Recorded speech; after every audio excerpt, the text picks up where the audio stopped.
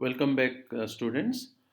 In the last video, we have seen about last discussion. We have seen about the uh, coverage ratios, the asset efficiency ratios, profitability ratios, the market value ratios. Before that video, we have seen about the liquidity ratios and solvency ratios. Once we discuss all the category of ratios, there is a special category of identity we see in the ratio analysis, that is DuPont identity. The name itself specifies this identity has been first started by the company DuPont, so it became a DuPont identity. How it happens? The main ratio is return on equity. We have seen in the previous part of the lecture that net income divided by total equity is the formula for return on equity. Now what we will do, mathematically if we multiply 1, the value never changes. 1 means anything multiplied and divided, then it becomes 1. So what we will do, the previous formula, that is net income divided by total equity, it will be multiplied by total asset divided by total asset. So total asset both multiplied and divided here. So the value is TA cancels, it becomes 1. So value never changes. But what we can do, we can rearrange the items here.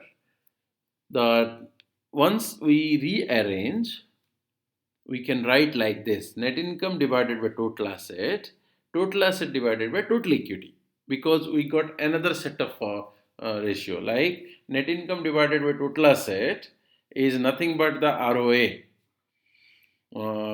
Total asset divided by total equity is nothing but the long-term solvency ratio, that is equity multiplier. Now what we will do, again we will multiply by 1, by multiply something and dividing also the same thing. What is that? Sales. We have now return on equity, two formulas are there, ROA and equity multiplier. That will be multiplied with sales divided with sales. Again rearranging the positioning, net income divided by sales, sales divided by total asset divided by total equity. Only the positions we changed. So net income, denominator we made sales, and one numerator sales. In the second formula we have written sales numerator divided by total asset. Now one numerator total asset we kept to the third ratio, total asset divided by total equity.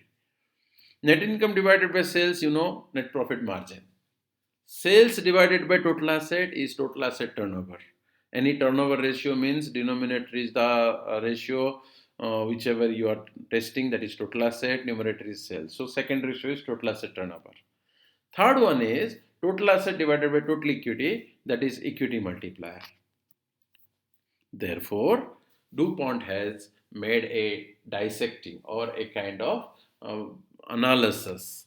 So it made a post-mortem of the ROE with three different ratios: profit margin, total asset turnover, equity multiplier. Why we do this?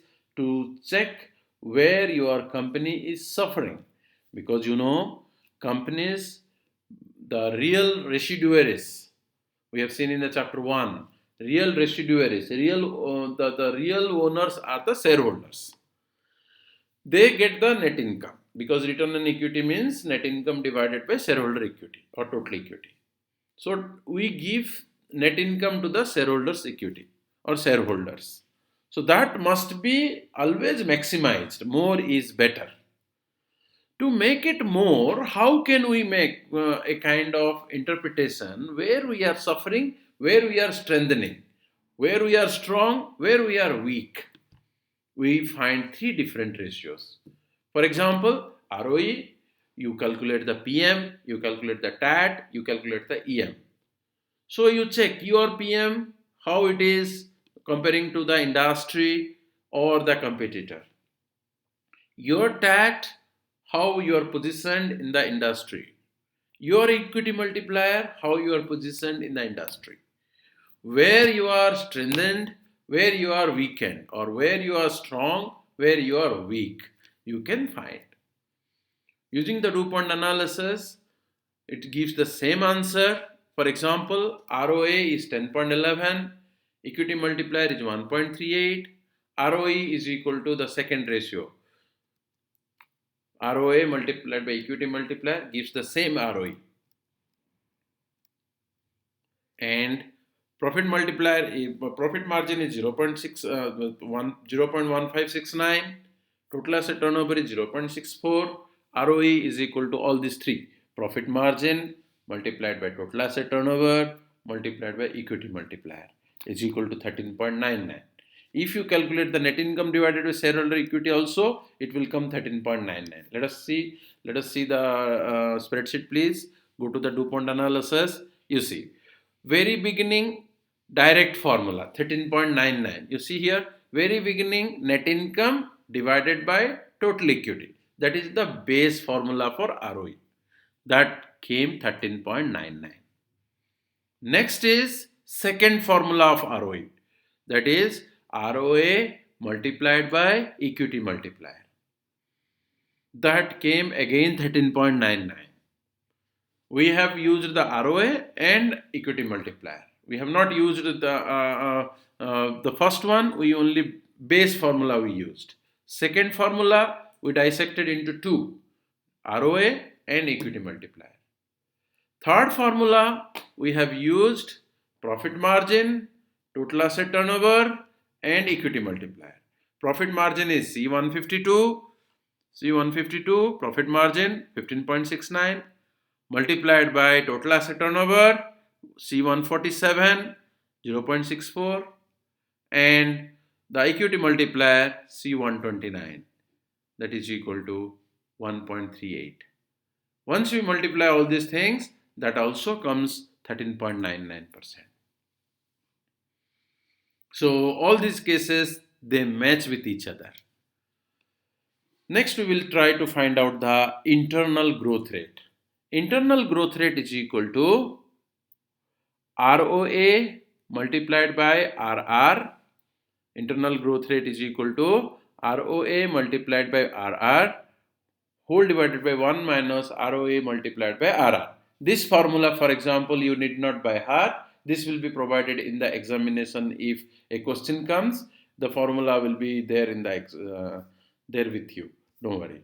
So I think DuPont analysis is clear, all of you. The potential problems of ratio analysis is there is no underlying theory, so there is no way to know which ratio are most relevant.